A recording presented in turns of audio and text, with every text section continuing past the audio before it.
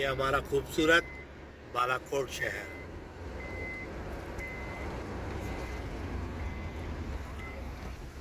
और ये बालाकोट शहर जो एक दफ़ा पूरा ज़लज़ले में तबाह हो गया था, अल्हम्दुलिल्लाह फिर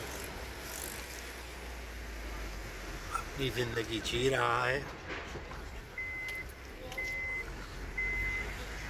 ये बालाकोट का बाज़ार। और अब हम इस्लामाबाद की तरफ वापस जा रहे हैं। आगे वाली गाड़ी हमारे दोस्त शानी भाई की।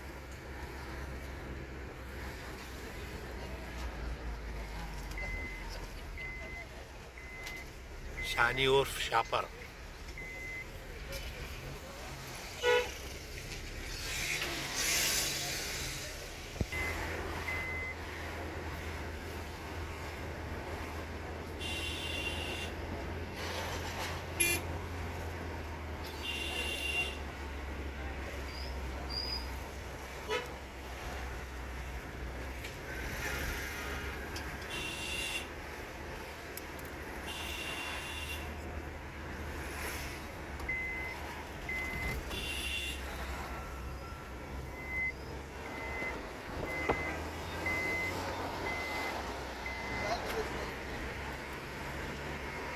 Balakot police station.